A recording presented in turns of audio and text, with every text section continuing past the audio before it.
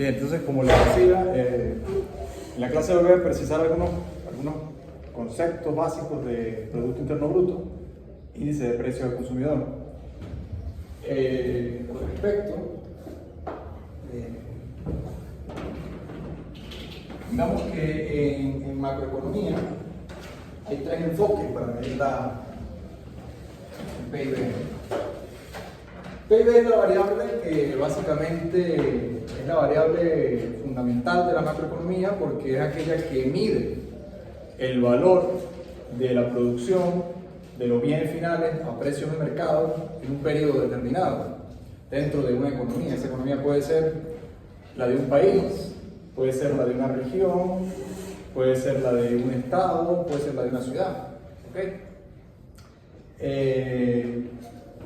En ese sentido, la macroeconomía siempre trata de agregar, ¿okay?, los comportamientos individuales en una sola variable. ¿Okay? En función de eso, ¿okay?, digamos, este tema que tiene que ver con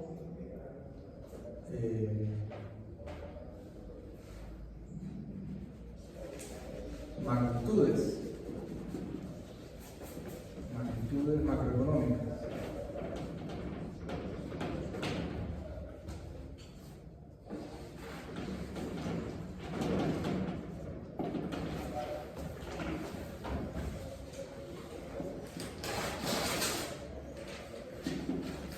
Entonces, dentro de lo que es el PIB, Producto Interno Bruto,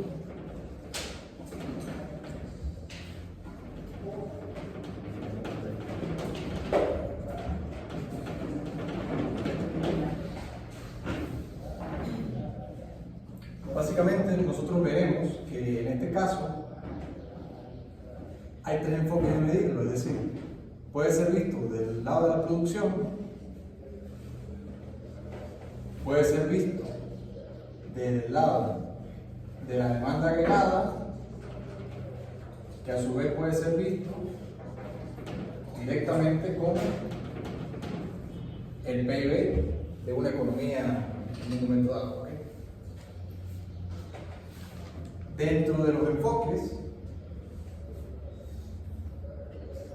tenemos el enfoque del producto,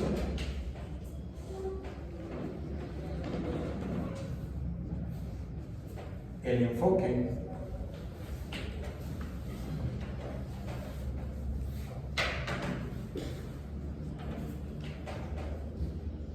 del ingreso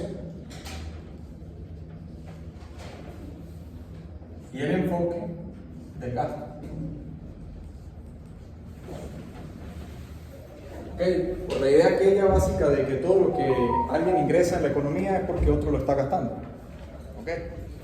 Entonces, en función de esto, si uno descuenta lo que un sector de la economía, digamos, si ustedes son compradores, si ustedes son vendedores, pero básicamente todo lo que ustedes están vendiendo es lo mismo que ellos están comprando. Partiendo de esa idea, este dato de aquí tiene que ser exactamente el mismo, bien sea que yo lo mida por aquí, o bien sea que yo lo mida por aquí. Y a su vez, evidentemente, tiene que ser equivalente a lo que se está produciendo. No solamente en términos de bienes, sino también en términos de servicios. ¿Okay? Había una discusión interesante con respecto a la economía de si, por ejemplo, el valor que representa un servicio de taxi debería formar parte del Producto Interno Bruto o no. Esa era una discusión que se tenía antes, ¿no?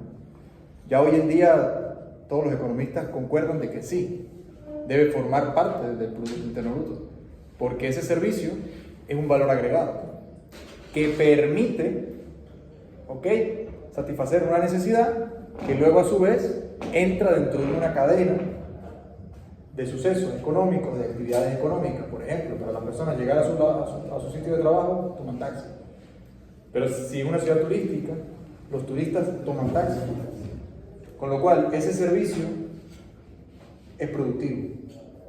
¿Okay? Productivo. Ahora bien, luego ustedes verán una materia más a profundidad de estas cosas, donde ustedes van a diferenciar entre Producto Interno Bruto y Producto Interno Neto. ¿Ok? Van a diferenciar en el sentido de que cuando nosotros decimos el valor de los bienes finales, es porque descontamos los bienes intermedios. ¿Ok? Para no contabilizarlo dos veces, porque si no se estaría inflando, se estaría llevando más de la cuenta de lo que en realidad se produce. Digamos una economía, por ejemplo, que produce viviendas. ¿Ok?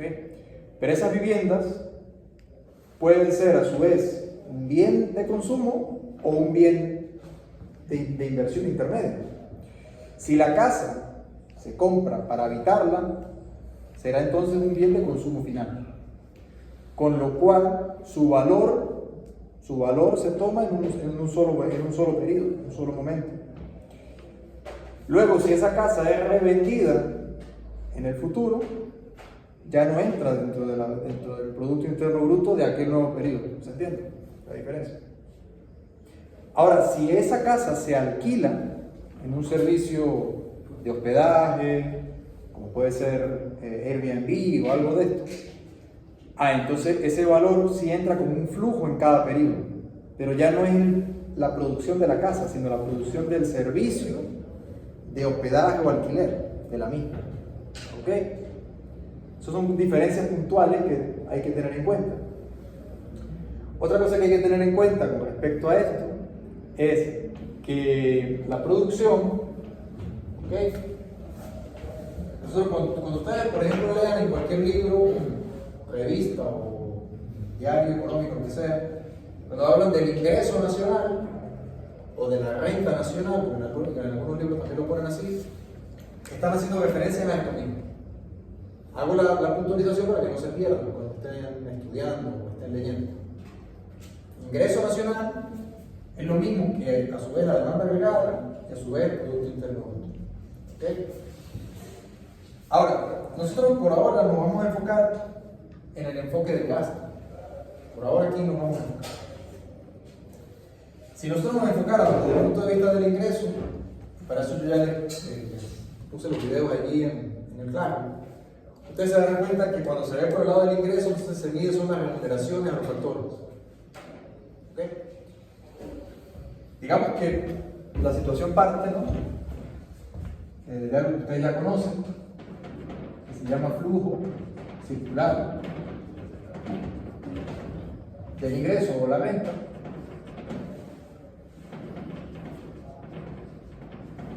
¿Verdad? Todo lo que ustedes ya se supone que ya saben. Donde por un lado tienen hogares, ¿okay? Por otro lado tienen empresas,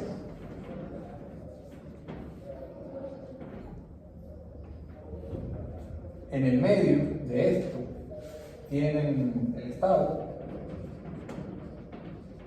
¿okay? Por este lado tienen el mercado de bienes y servicios. Por este lado tienen el mercado de factores.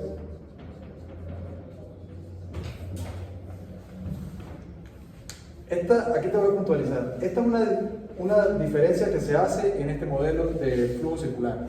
Luego nosotros cuando avancemos en el modelo que ya vimos en la clase anterior, cuando hablamos del mercado de bienes, allí nos estaremos haciendo referencia a todo lo que puede ser producido en una economía. ¿Ok? De cosas tangibles. Para diferenciarlo del mercado de dinero, para a su vez diferenciarlo del mercado de activos o financieros, y a su vez también diferenciarlo del mercado de trabajo o mercado laboral. Porque lo que se intercambia en estos mercados difiere en su naturaleza. ¿Ok? ¿Por qué? Porque si ustedes se fijan, una maquinaria, una computadora o un bien de capital se diferencia de un bien de consumo final es en su uso, pero en su estructura, en su naturaleza es la misma, son objetos tangibles, son materiales. ¿Ok? Entonces cuando nosotros, hago la distinción, repito, para que no se confundan, cuando nosotros hablemos en el modelo de mercado de equilibrio general, de mercado de bienes, será haciendo referencia a ambas. ¿Ok? A ambas.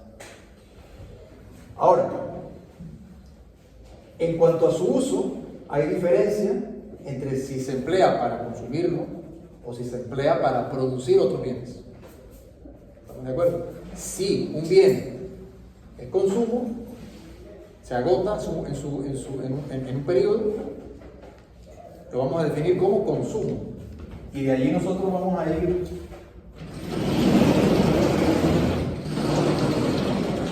definiendo, ¿verdad?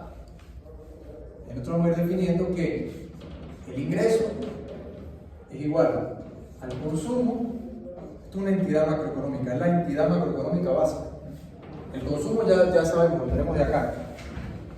¿Okay? Las empresas ofrecen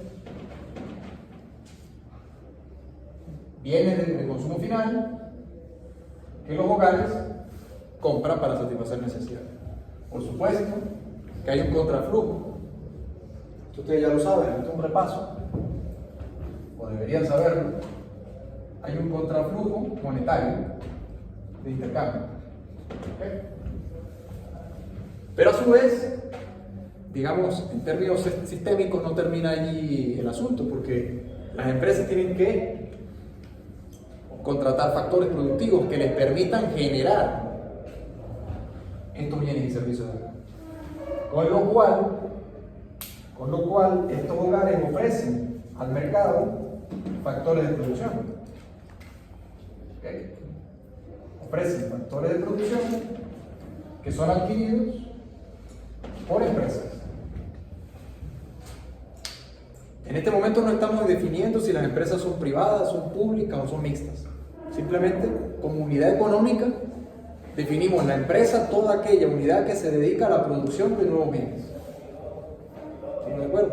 Pueden ser bienes intermedios o de consumo. Si son intermedios, entonces nosotros tenemos la otra variable: inversión. ¿Ok? Evidentemente que por cada unidad de factor contratado hay que pagar, hay que dar una contrapartida monetaria. De acuerdo a eso, entonces, el flujo monetario continúa por este lado.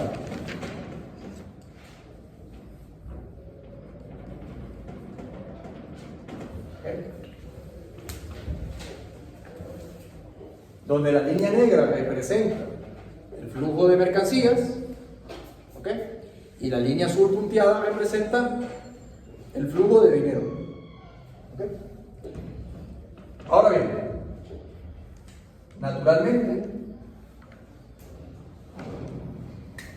naturalmente que cada uno de estos pagos se puede subdividir en sueldos y salarios, ¿verdad? Que sería la remuneración al factor trabajo, con lo cual ya aquí aparece otro mercado. Digamos, este mercado de factores se subdivide en mercado de inversión o de activos y mercado de trabajo. ¿Ok? Si es el mercado de trabajo, lo que pasa es que lo voy a resumir para que esto no sea muy complicado, pero me voy a explicar. El mercado de factores se subdivide sueldo y salario para remunerar el factor trabajo, ¿verdad? Donde básicamente ustedes saben que los hogares ofrecen trabajo y las empresas demandan capacidad laboral. ¿Ok? Todo lo que ustedes ya deben saber de introducción 1, 2, etc. El otro pago a los factores es el excedente de explotación. ¿Ok? Que básicamente es el derecho sobre la propiedad que se ejerce a la hora de poner en producción un bien de capital, un local comercial, una maquinaria, un dinero. ¿Ok? Entonces fíjense que el dinero ya entra también dentro de lo que es el mercado de factores, porque no es lo mismo que yo agarre $1,000 y me los gaste, a que yo agarre $1,000 y se los preste a alguien para que produzca algo que a su vez va a generar una rentabilidad. En cualquier caso yo estoy gastando $1,000, o sea, me estoy deshaciendo de esos dólares. ¿Me explico? Pero fíjense la diferencia. La diferencia es que el dinero En este caso, si yo digo, se lo presto a alguien para que emprenda un negocio o mejore su negocio, o yo mismo invierto en un negocio que me va a generar una rentabilidad, entonces el dinero pasa a formar parte de un factor de producción. Ahora, si cualquier persona agarra esos mismos $1000 y va y hace un viaje, o compra alguna cuestión, o lo gasta en muchas cosas, entonces será bienes y servicios. ¿Ok? Estaría yéndose al consumo. De otra manera se estaría yendo a la inversión. ¿Ok? Entonces el excedente de explotación viene siendo la ganancia capitalista. ¿Ok? En términos de economía política. ¿Estamos de acuerdo en eso? Y también tú tienes todo lo que son rentas y alquileres. ¿Ok? Te alquila un terreno, te alquila una finca, etcétera, etcétera. ¿En qué se diferencia la renta de alquiler del excedente de explotación? Que el excedente de explotación proviene de la explotación de un bien que ha sido producido anteriormente. Mientras que la renta y el alquiler provienen de la explotación, del derecho de propiedad sobre un bien natural. Allí la diferencia. Básicamente este resumen de los 3 factores de producción: tierra, trabajo y capital. ¿Ok? Imagino que eso lo vieron. Entonces, en cualquiera de los casos, esto en macroeconomía se gasta en inversión. ¿Ok? Ahora, en una economía simple, muy pequeña, estarían hogares y empresas funcionando de manera sistemática, ¿no? Pero existe un tercer elemento dentro de la economía, que es el Estado, que es otra unidad. Fíjense ustedes que aquí estamos, cada uno de estos son unidades microeconómicas. Los hogares, ustedes lo ven en micro, que estudian la teoría de la utilidad, teoría de las preferencias, restricción presupuestaria de una persona, de un hogar, ¿verdad? Después ustedes ven en otra parte de micro lo que tiene que ver con empresas: teoría de la firma, teoría de la producción, teoría de los costos. ¿Estamos de acuerdo? Van avanzando en eso. Y luego hay otra unidad microeconómica, y en esto quiero hacer énfasis, porque muchas veces se piensa o se cree que el Estado hace referencia automáticamente a lo macroeconómico. No. El Estado es un agente más de la economía, que tiene una lógica propia. Es decir, nosotros estamos viendo que cada uno de estos agentes de la economía se comportan de tal manera que tienen como naturaleza o como lógica principal la maximización de beneficios. ¿Ok? La lógica es la siguiente: cada uno de esos agentes maximiza bienestar o beneficio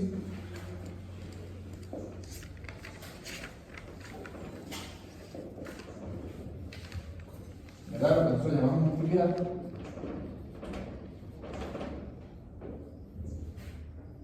minimizando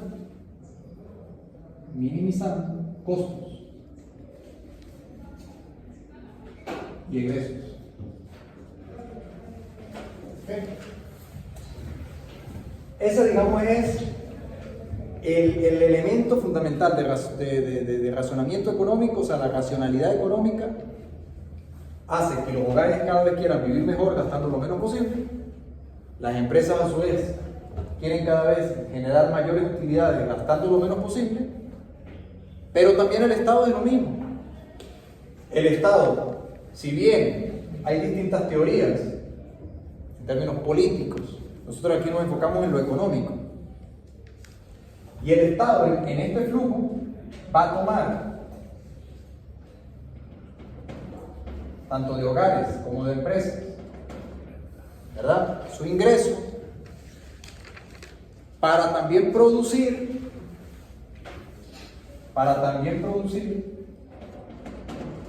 bienes y servicios o bienes de producción. ¿Ok? Digamos, esto de aquí correspondería a lo que nosotros llamamos impuestos. ¿Ok? La línea azul es un flujo de dinero. Básicamente, IVA, ISLR, ¿ok? Entre otros. Pero estos son los dos más relevantes. Y a su vez, el Estado ofrece, produce bienes y servicios, ¿verdad? Extranjería, seguridad,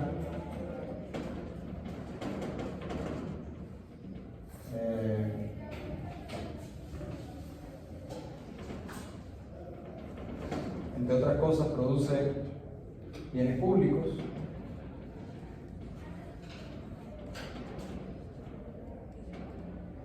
avenidas, carreteras, etc. Plazas, ¿okay? Puertos, aeropuertos. ¿De dónde saca para producir eso? De los impuestos. Y si se sobregira, pues genera deuda, produce deuda. Ahora, en este flujo, entonces ya nosotros identificamos un tercer agente. Ese tercer agente, todos estos gastos que yo estoy poniendo aquí, ¿cómo se llaman?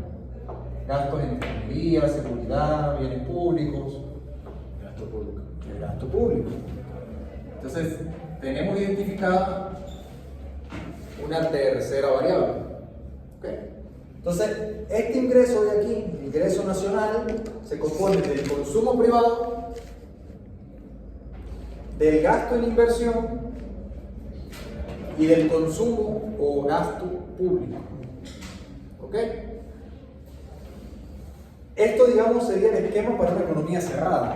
Si nosotros avanzamos y hacemos que esta economía intercambie con otras economías, entonces de este flujo de aquí yo sacaría, digamos, de estos bienes de producción, yo sacaría una cantidad, o bien de aquí, o bien de aquí, para exportar. Menos lo que a su vez esta economía compraría de otras. No lo voy a dibujar, pero voy a plantearlo para que ustedes lo entiendan. Es como que si yo dibujara en la otra pizarra el mismo esquema, pero de otro país. Y hiciera intercambio entre estas dos.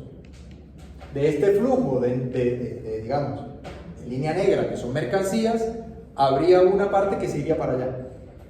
Y de la misma, en viceversa, habría otra del otro país que se vendría para acá. Bueno, naturalmente eso es la cuarta variable que nos falta aquí, que son las exportaciones netas. ¿Ok? Es algo que básicamente es lo que exporta menos lo que importa.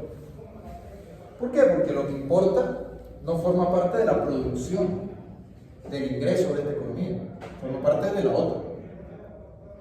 Entonces, naturalmente, para yo poder comprarle a otra economía, tengo que primero también venderlo.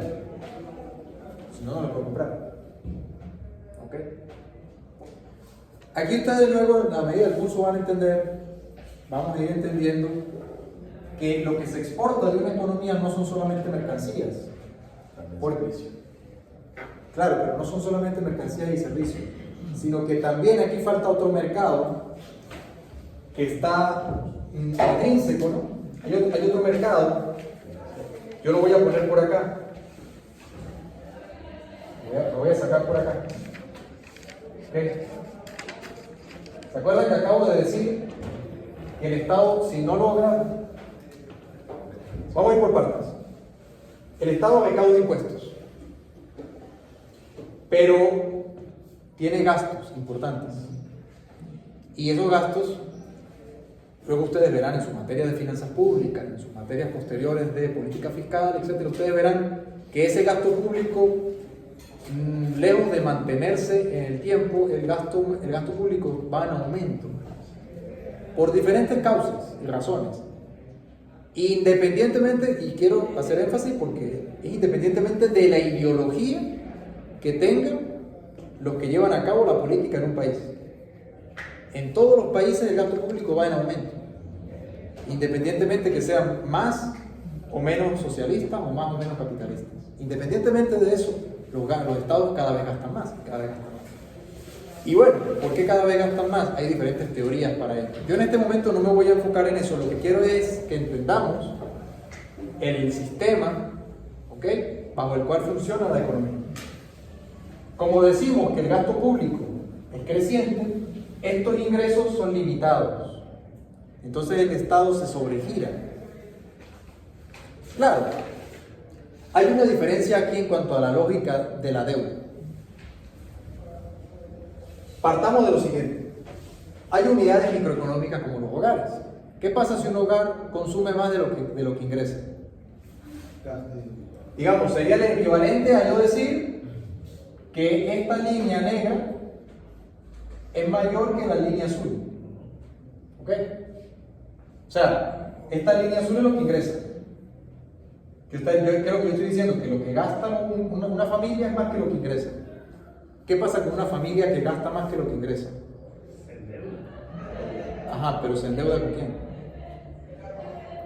Con el agente económico que esté dispuesto a entregarse. El primer agente con el que se endeuda es consigo mismo, porque desahoga. ¿Ok?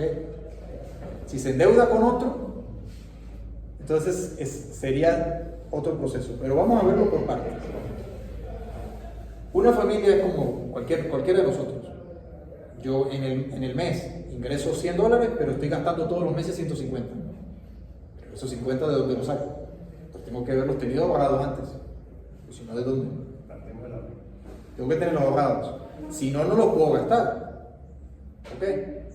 Vamos a suponer que no consigo a nadie que me preste mis $50 todos los meses, lo cual es bastante razonable. Ahora, si ustedes gastan más de lo que ingresan, sencillamente es insostenible. Porque al final tu stock de ahorro o riqueza es finito. ¿Ok? Y por más rica que sea una familia, si cada día gasta más de lo que ingresa, en algún momento ese stock empieza a disminuir. ¿Estamos de acuerdo en eso? Lo mismo le pasa a una empresa. Exactamente igual. Si alguno aquí tiene negocio, su familia tiene negocio, sabrán o entenderán cuando dicen se está descapitalizando la empresa o el negocio. Es porque la empresa está cada día sacando más de lo que en realidad produce. Eso también es insostenible. ¿Por qué es insostenible? Porque en algún momento la empresa irá a quiebra. Así como la familia irá a pobreza, la empresa irá a quiebra. Ahora, los estados no funcionan así. No funciona así. ¿Y por qué no funciona así? Porque... pero vamos por partes. Vamos por partes. ¿Por qué no funciona así? Porque el Estado, que dense ustedes cuenta, que todo lo que ingresa no es porque venda estas cosas, porque estas cosas no las puede vender. Puntualmente puede cobrar un peaje, puntualmente puede cobrar una tasa para sacar un pasaporte, pero no vende cosas. El Estado no vende cosas. El Estado recauda a través de curso forzoso, o sea, te lo impone y ya está.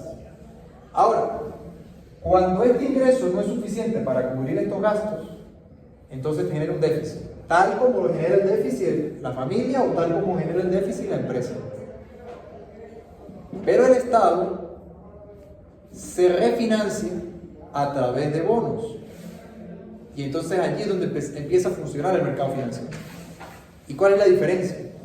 La diferencia es que para una familia es difícil emitir un bono. Piénsenlo en términos prácticos.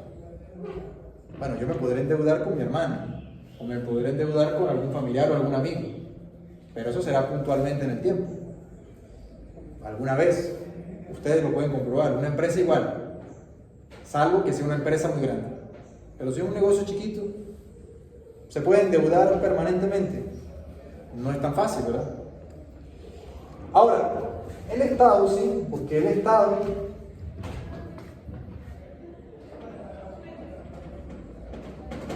ofrece bonos, que son sobre los que se refinancia para terminar de cubrir estos gastos.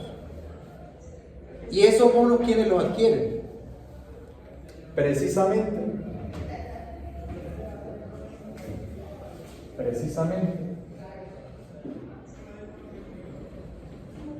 empresas o los hogares.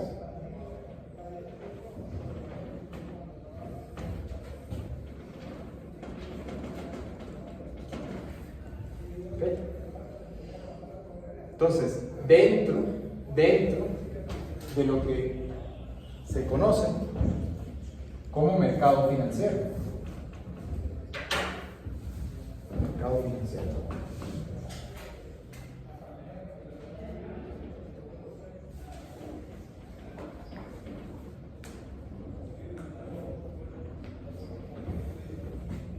¿Okay? Entonces, naturalmente, bueno, en realidad la flecha debe ser, la flecha viene para acá, la flecha viene para acá, porque finalmente este dinero entra como contraflujo para financiar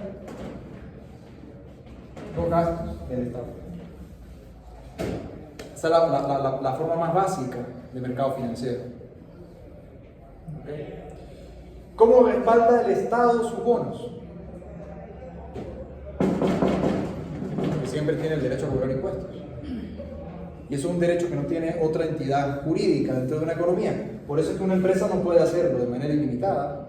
Por eso es que un hogar no puede hacerlo de manera ilimitada. Estos bonos son muy importantes en la economía porque son bonos de deuda soberana. Y todos los países los emiten, todos los gobiernos emiten bonos para financiarse. Como que si tienen unos gastos del 100% y ese 100% vía impuestos financian un 40%, el otro 60% ¿cómo lo financian? Emitiendo deuda. Y aún así, si siguen gastando de más, entonces ahí sí entran en el proceso que dice Nicolás. Pero eso no es algo que macroeconómicamente sea sano. De hecho, eso hoy en día está muy limitado, salvo en países como Zimbabue, hasta hace un año Argentina, Venezuela hasta hace unos años también. Ya Venezuela pues se le ha acabado ese poder también, pero eso lo iremos viendo a medida que desarrollemos el curso. Pero lo que les quiero decir es que normalmente entonces el Estado se financia a través una parte de los impuestos que cobra directamente, y si aún así le sigue faltando, emite bonos. Y estos son bonos de la deuda pública. Esos bonos de la deuda pública son adquiridos por el mercado financiero. O sea, las empresas y los hogares los compran. Pagadero un interés. Entonces, ese dinero financia finalmente. Cuando yo les decía a ustedes que tenemos que tener la idea de que estas exportaciones no son solamente mercancías, me refería precisamente a que también un país puede exportar bonos. ¿Ok? Porque no solamente los pueden adquirir las empresas y hogares del mismo país. Estos bonos pueden ser adquiridos, como les decía, si yo dibujo el flujo de renta de otro país, yo podría sacar una flecha, bien sea de empresas de otro país, bien sea de hogares de otro país, o bien sea de otros estados. Por ejemplo, el mayor acreedor de la deuda norteamericana es China. Es el gobierno que compra la mayor cantidad de bonos que emite la deuda de los Estados Unidos. ¿Ok? Entonces, esto de aquí conforma el mercado financiero. Lógicamente, así comienza el mercado financiero, pero también las empresas participan de ella para financiarse. No voy a hacer más flechas aquí para esto no hacerlo más enredado, pero las empresas colocan en el mercado activos financieros. Pueden ser préstamos, bonos también, bonos, eso se llaman bonos corporativos. Diferenciar bono corporativo de bono de bono de deuda pública. Cuando es bono corporativo es porque, por ejemplo, una empresa polar coloca deuda en el mercado para financiarse en un momento dado. Pago a tanto interés, a tanto tiempo. Serían bonos corporativos. La otra forma de activo que puede colocar en el mercado financiero son acciones. Puede poner sus acciones y abre el capital.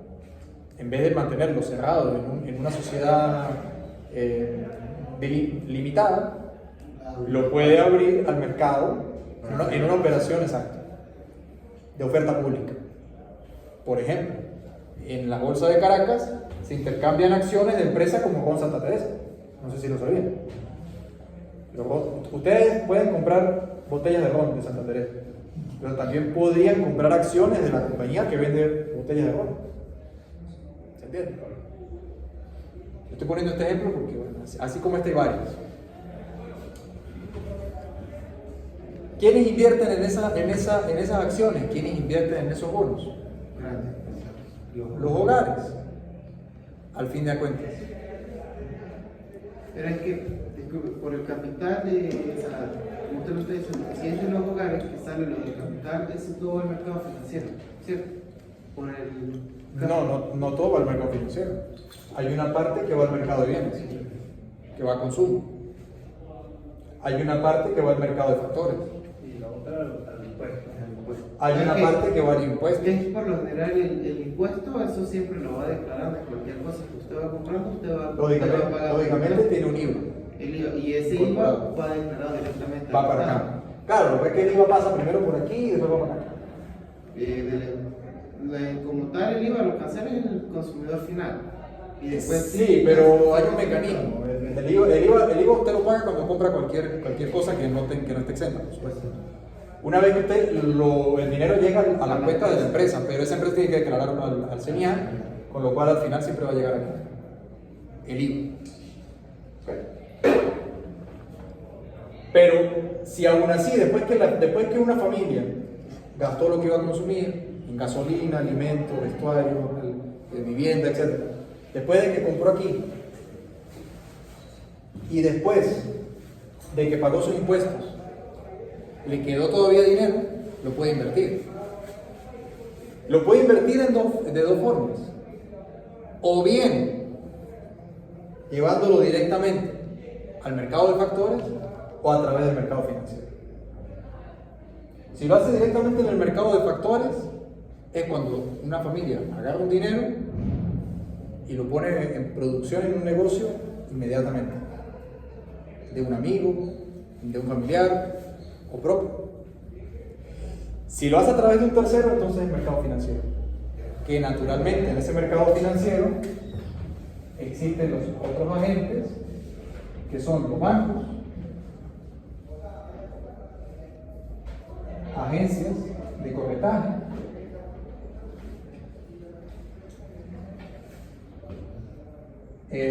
fondos de inversión. ¿Ok? ¿Se entiende? ¿Alguna pregunta? ¿Alguna duda? ¿Me pueden decir qué hora es? 9:52. Ok. ¿Alguna pregunta? Sí, dígame. Tengo una pregunta respecto a este mercado, ¿cómo se afecta? En el caso que Venezuela creo que un ejemplo muy claro es cuando los hogares no tienen ahorro, entonces no pueden invertir. ¿Eso afecta a las cadenas? Sí, correctamente. ¿Qué pasa? Que cuando nosotros analizamos los hogares, ¿verdad? Evidentemente, la contracara de este consumo es el ahorro. En la medida que una economía, o sea, su base fundamental, que son los hogares, ahorren más van a poder poner recursos disponibles en este mercado. La primera forma es cuentas de ahorro, que los bancos toman para financiar a empresas. ¿Ok? Esa es la primera forma. Cuando las cuentas de ahorro van hacia abajo, existen otros instrumentos, luego lo veremos. Existen otros instrumentos, pero le estoy hablando de la más básica. La principal. La más básica. Cuando esas cuentas de ahorro empiezan a disminuir, cada vez estos recursos empiezan a ser menores para poder disponer de estas empresas. Entonces estas empresas se pueden financiar cada vez menos aquí, tienen que ir aquí. Y aquí en términos prácticos no es otra cosa que ir al autofinanciamiento o sociedades de capital cerrada o limitada, lo cual hace que la economía tenga menos capital. Y al tener menos capital, su producción es más pequeña y menos eficiente. Porque hay una relación, lógicamente, entre el ahorro y la inversión. Era lo que veíamos en la clase anterior. Para, naturalmente, poder... Sí, la lógica es acumulación. ¿Ok? Esa acumulación representa consumo diferido.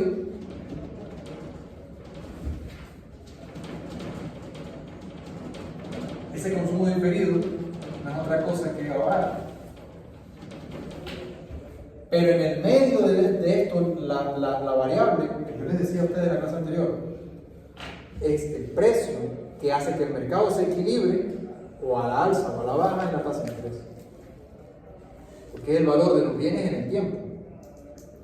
Entonces, este consumo diferido, que básicamente implica yo sacrificar, consumir ahora para pasarlo a después. Toda maquinaria, todo bien de producción existe porque se ha sacrificado previamente consumir hoy para poderlo producir. Entonces, cada unidad de producción implica necesariamente ahorro acumulado, con lo cual se convierte en un bien de reproducción de capital. Ahora, para que eso exista, naturalmente, como dice el compañero, una economía donde sus hogares cada vez ahorran menos, esto se hace pequeño, con lo cual si esto se hace pequeño, la inversión, que a su vez es la que crea capital, se hace pequeña. ¿Ok? Esa es la lógica.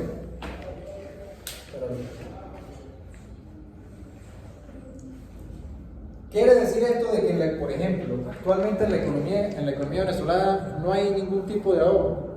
No. Lo que quiere decir es que es menor que en el pasado, sistemáticamente, y es menor que en otros países. Por eso nuestro mercado se hizo más pequeño, como dicen algunos economistas. Creo que Adruel Olivero es uno que dice de la enanización de la economía venezolana. La cartera de crédito de los bancos venezolanos se hizo muy pequeña, pero se hizo muy pequeña porque el ahorro se hizo pequeño. ¿Quiere decir esto de que no existe ningún tipo de ahorro? No, evidentemente que no. Aquí hay gente que tiene capitales. Claro que los hay. Pero la economía en su conjunto no tiene tanta fuerza de capital, de ahorro, como la tuvo en el pasado o como la tienen actualmente otras economías. Llámese Colombia, llámese Brasil, llámese Estados Unidos, etc. O sea, la economía se hizo pequeña. ¿Ok?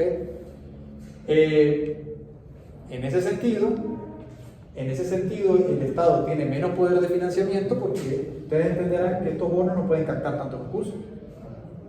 Entonces, se hace más esclavos de los impuestos. Y a su vez las empresas se hacen más esclavas de sus propios recursos, autofinanciamiento. Y a su vez los hogares no pueden consumir a plazos. O sea, no puedo comprar ni pago después. Tarjetas de crédito, esquemas de pago de letras. Yo compro un carro y quedo pagando a 5 años, 60 meses. ¿No? Como era antes, ¿verdad? O sea, se va reduciendo. Se va reduciendo precisamente porque hubo un proceso de que ese ahorro disminuyó. ¿Ok?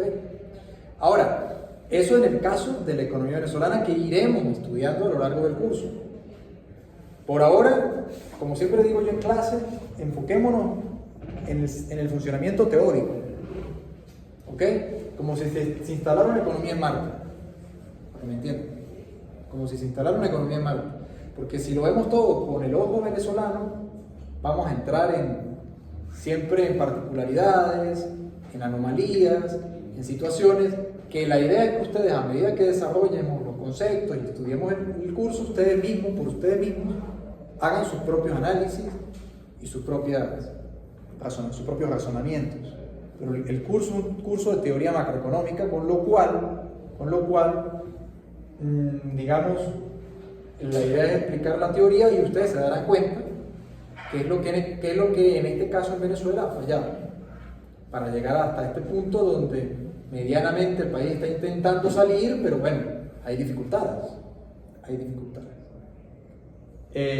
Bueno, para ir finalizando, entonces, esta entidad macroeconómica nosotros la iremos trabajando a lo largo del curso, donde nosotros nos enfocaremos en entender después cómo funciona esta.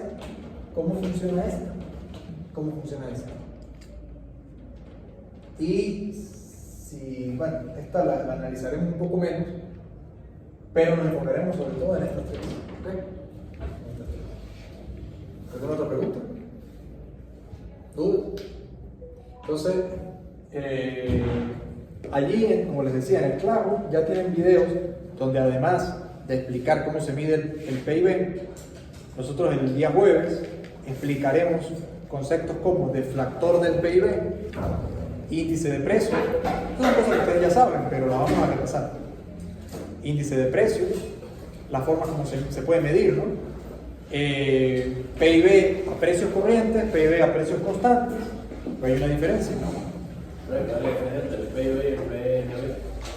El PIB es porque toma en cuenta solamente lo que es producido dentro del país, independientemente del origen nacional de la entidad que lo produce.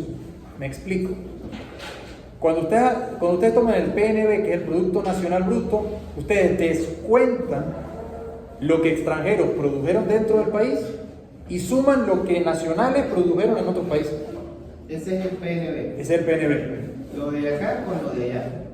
O sea, por ejemplo, hay una compañía suiza instalada en Venezuela, una compañía china instalada en Venezuela. En el Producto Interno Bruto, yo sumo lo que esa compañía produjo, porque lo produjo dentro de la economía. Por eso es Producto Interno, porque es dentro de esa economía, dentro de ese espacio geográfico. Y el de PNB, pero yo no tomo en cuenta lo que otros venezolanos, por ejemplo, una compañía venezolana en Estados Unidos o en Panamá, a ese no lo tomo en cuenta, porque solamente estoy tomando en cuenta el Producto Interior, independientemente de la nacionalidad de quien lo está haciendo. Cuando yo digo Producto Nacional Bruto, la diferencia es que entonces yo voy a restar, porque acabamos de decir que hay un flujo, ¿verdad?